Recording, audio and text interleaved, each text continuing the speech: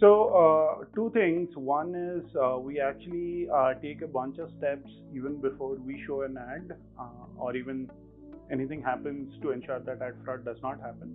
The second is we actually have deep integrations with all measurement partners so that when they detect and install as fraud, we are able to consume it at runtime.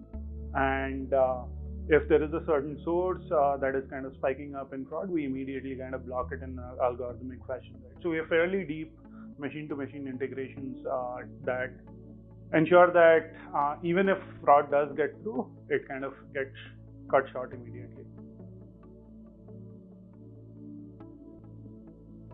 I think the simple thumb rule is one of demanding transparency. And what transparency means is not necessarily price transparency, but at least where your ad is being shown. What is the final source?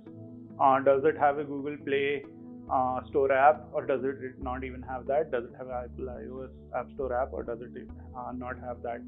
How many users are you seeing from that app? Is it more than the number of uniques that the app even has in terms of downloads itself?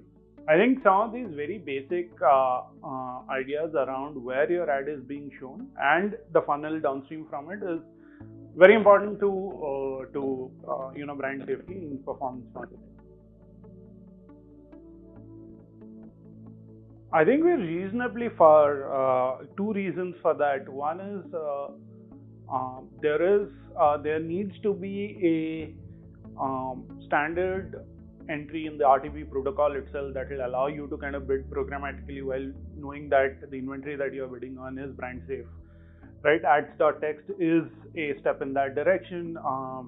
You have OpenSDK through Moat and IAS, which are viewability partners. That's another direction, but not every inventory today kind of supports it. As that kind of goes up, we will kind of see brand safety become a lot more standardized, as I would say, from the supply side.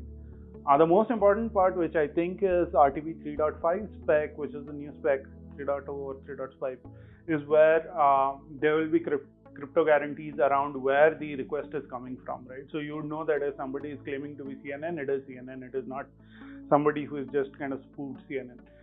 So I think that there are a lot of efforts to kind of standardize this on the supply side, as I would say. On the demand side, we should be fairly clear I think the definition of what viewability means, of what is the acceptable CTR threshold and so on and so forth, are conversations that have to emerge organically between advertisers and the various partners in the ecosystem and kind of stabilize somewhere. I think that's also another couple of years away.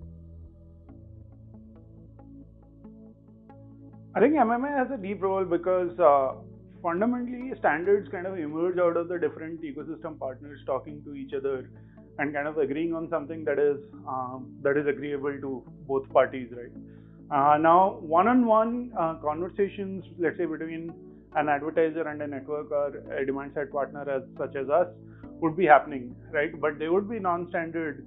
The same contract or the same terms cannot be taken to another partner and be used elsewhere. So I think just getting that standard up and running is, in my opinion, possibly the most important thing that somebody like an MMA can facilitate and encourage and get out of the ecosystem.